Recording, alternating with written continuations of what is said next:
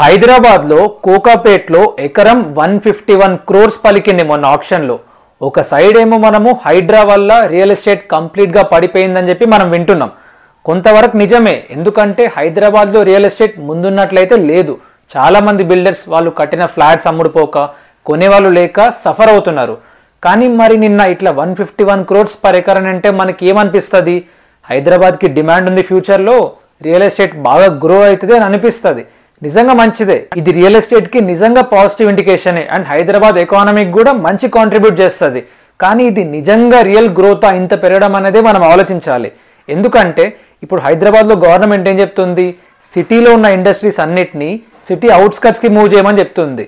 Once అవన్నీ industries city అవుట్స్కట్స్కి వెళ్ళిపోతే ఆ ఇండస్ట్రియల్ ల్యాండ్ అనేది కమర్షియల్ అయిపోతుంది. అక్కడ రెసిడెన్షియల్ ఫ్లాట్సే కట్టొచ్చు, మాల్సే కట్టొచ్చు, రెస్టారెంట్సే కట్టొచ్చు.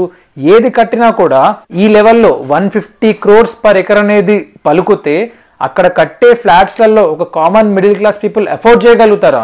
చేసేవాళ్ళు కొందరు చేస్తారు, కానీ ఒక సిటీలో లైఫ్ స్టైల్ ఉండాలంటే ఒక ఐరన్ చేసే దగ్గర నుంచి, ఒక పని మనిషి దగ్గర నుంచి, డ్రైవర్ దగ్గర నుంచి, CEO మినిస్టర్ వరకు అందరూ ఉంటేనే ఆ సిటీకి గ్రోత్ కానీ డైలీ లైఫ్ స్టైల్ కానీ ఉంటుంది. ఇప్పుడు ఒక డ్రైవరో ఒక పని మనిషో ఇంత ఎఫోర్డ్ చేయగలుగుతారు ఇట్లాంటి వాటిలలో? సరే, రెంట్ కొందామంటే ఆల్రెడీ బిల్డింగ్ ఫ్లాట్స్ అంత కాస్ట్ ఉంటే వాటి రెంట్లు కూడా అంతే ఉంటాయి.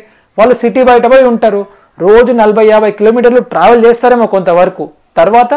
కాబట్టి మనం ఒకసారి ఆలోచించాలి, రియల్ ఎస్టేట్ గ్రోత్ అనేది మంచిదే, కానీ ఇంత పెరగడం అనేది నిజంగా రియల్ గ్రోతా అనేది కూడా ఆలోచించాలి ఒకసారి.